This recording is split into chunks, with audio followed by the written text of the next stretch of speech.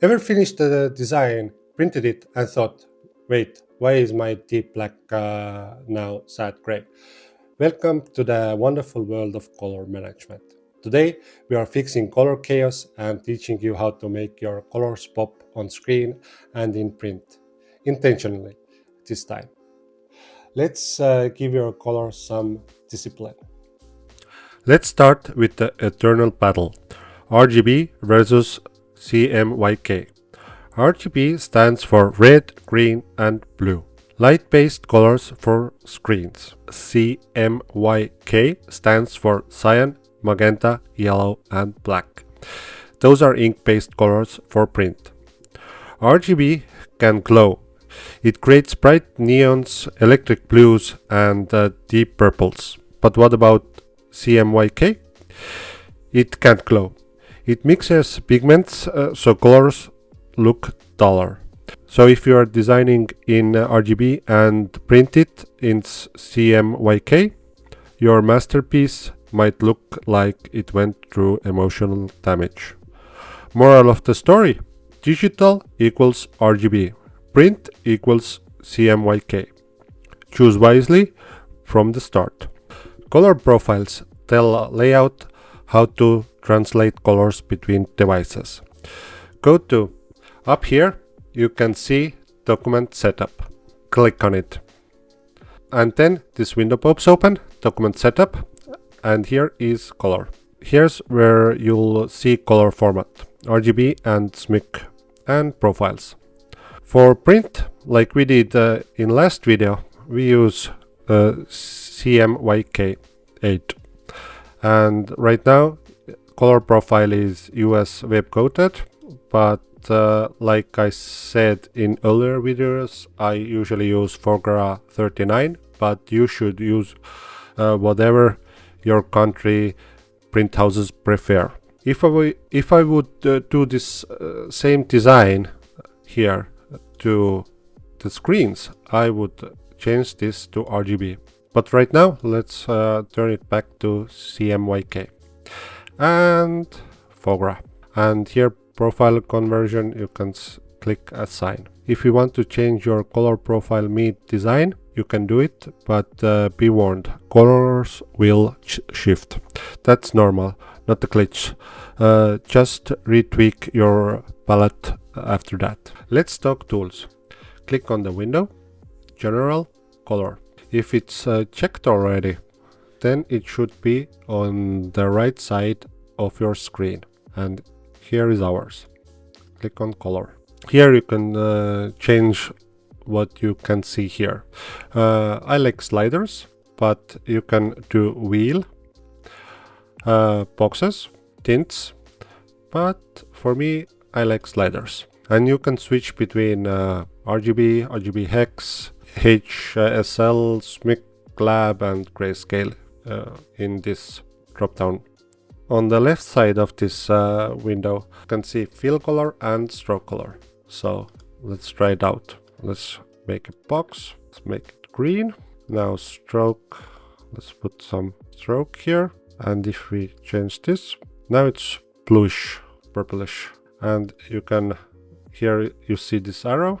If you click on this, you can change which one is your fill color and which one is your stroke color. If you want to change the colors and you don't want to click here like which one you want to change, you can just click X. You see, I'm clicking X and it changes here.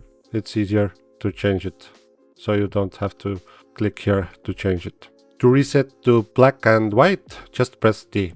If you press D, it's gonna be black and white. Congratulations, you're now faster than 90% of users. For precise brand colors, type hex values directly. So what I mean is, let's choose hex here. Here you see this hashtag. Click here and let's put FFT700 and enter. And now you get this cold yellow cold color here. No more guessing which yellow looks less like mustard. Now let's organize. Go to swatches panel. It should be next to color, but if you don't see it, go to Window, General, and Swatches, and enable it. And then you see your swatches panel here. Now click on this little arrow here on the upper right corner and choose Create Palette from Document. And here you have as Application Palette, as Document Palette, as System Palette. Which one to choose is up to you. The Document Palette saves only in this file. Application Palette is available in every new document. And System Palette shares this with other Affinity apps. So if you are using Pixel or Vector, you still will have this palette.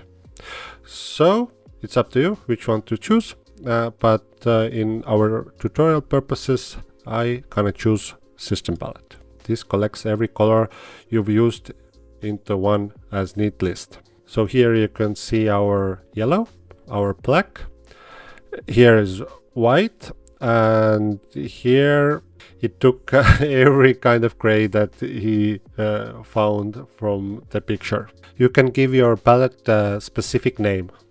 So click again on this arrow, and here you can find this rename palette. Click on this and let's give it a name and click OK. That way your future self doesn't cry trying to match that one weird beige you used 6 months ago. Now here's the pro move. Global colors. When you add a swatch, click global. That means if you change the color later, it updates across the entire document automatically. Perfect for brand colors. One tweak and boom, instant consistency. So let's try it out. Click on this arrow again on the top right corner, add global color. Here let's give it a name and let's choose something like this for now. Here is your spot and overprint. Spot colors are another kind of magic. They are special inks used in high-end printing like Pantone. So if you want your global color to be spot, you just have to enable it. And you can choose overprint here too if you need, and click add. Now let's change the color to our new color.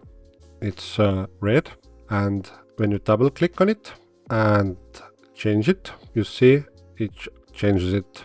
Pretty colors are great, readable colors are better.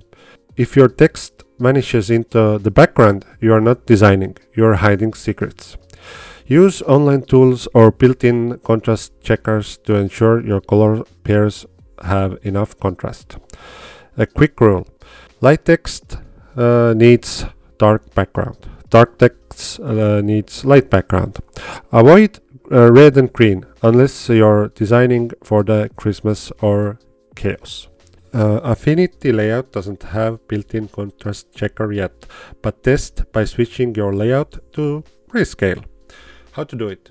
Go to View, Mode, Grayscale. If it's still readable, you're probably safe. You now color like someone who's been yelled at by a printer and learned from it. Next time, we'll dive into exporting for print and web, making sure that what you see is actually what you get. Hit subscribe so you don't miss it, and remember, confidence looks best in CMYK.